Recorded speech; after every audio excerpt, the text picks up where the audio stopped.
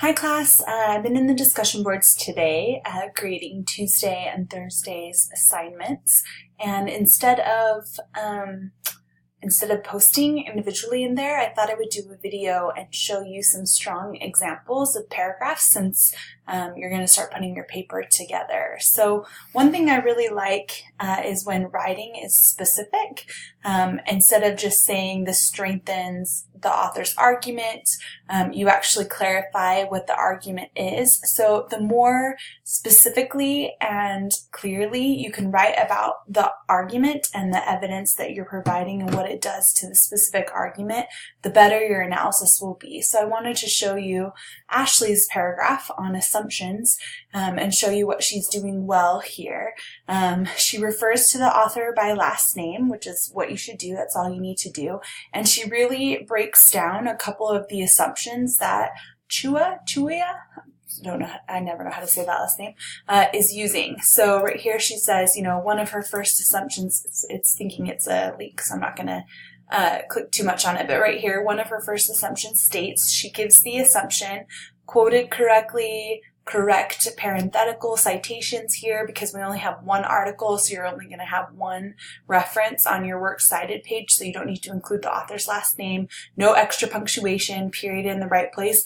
And then what she does really well that I want you to see is that she elaborates why this is an assumption and why it's not necessarily why it's working or isn't working. Same thing with the second assumption here, and then she continues on. So take a minute and read through this paragraph. It's a really good example of a strong, specific paragraph. Let's look at a couple others. James provides another strong assumptions paragraph that's written very specifically. Here's an example of where I think he can elaborate a little more. So the shared assumptions expressed in Wright's article dramatically increase the strength of his argument. It'd be really nice, instead of just saying argument, if you write out the claim. This will help make your transitions in your final paper much stronger and have clear connection in that Kriak paragraph structure. So if he just said increase the claim, Wright's claim of this, and that will really help. But he does a really great job of not using too much evidence from the text and really analyzing and discussing those assumptions. He's going to take out this period here so that he just has the one here, so his parenthetical is done correctly. But other than that, take a minute and read through the end of this discussion, which I think is some effective analysis on Wright's assumptions. I also really like Jennifer's assumption paragraph. Notice how her starting sentence is just a little sharper than James because it's specific. So Wright bolsters his argument about the positive effects of gaming with a few well-placed assumptions that are shared by the majority of his audience. She gives one, and then there's this really great discussion, a little more evidence, some more strong discussion, a little more evidence. My only suggestion for Jennifer is maybe to take out one of the quotes and add a little more analysis instead. You don't want your paragraph to be too much. My general rule is always 1/3 to 2/3. So 1/3 should be quoted text to 2/3 of the paragraph is your own analysis. So maintaining that balance will really help your paragraphs be a little stronger, but also really good in terms of analysis. To the pathos paragraph, take a look at Teresa's paragraph. I really like the way that she explains what about the evidence she's giving is emotional and appeals to the reader's emotions. Again, here I think she can be a little more specific to back her claim that, right? Always kind of connecting it back to the author's main claim. But she gives some good evidence. Again, double periods here, so just get rid of one because you only need one right here. But notice the discussion, particularly right here, about how what the evidence she's given is analysis. It's so good if you can get in the habit of giving some evidence and then really processing and elaborating as to how that evidence proves pathos or is an opposing view or is a fallacy. And the more specific you can get at that, the higher your analysis will go.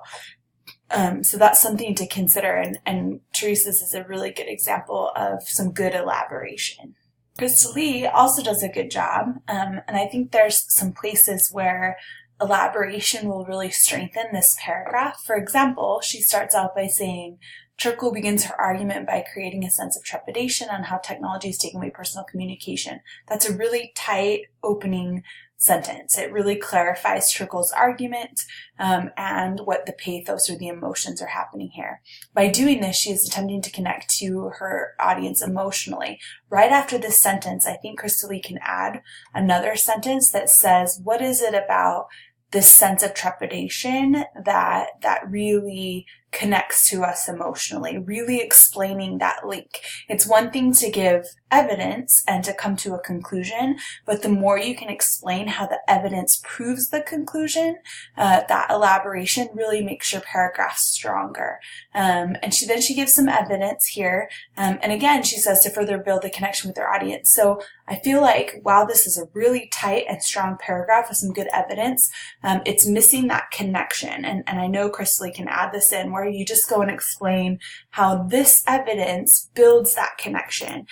What is it about this experience in the robotic conference in Japan that connects us to Churchill? So it's one thing to just tell us it is something, but are you answering the how and the why? And that's my biggest advice to you as you're putting this paper together. It's argumentative. So you, after every claim that you make and every piece of evidence that you're giving, ask yourself, am I explaining how this makes the argument more effective or ineffective, or why it makes the argument more ineffective or effective? And you can even ask yourself that on a smaller level, like, am I explaining how this builds an emotional connection or why it doesn't? So it's one thing just to tell me, but it's another thing to really show me. And the more that you have that in the essay, the higher your score will be. Don't forget that you can send me your drafts to review by the end of Monday, and I'll take a look at them and help a little bit with those. So email me any questions. I'll have limited availability for email tomorrow and the rest of today, but I should be able to answer emails by Monday morning. Thanks. Have a good weekend.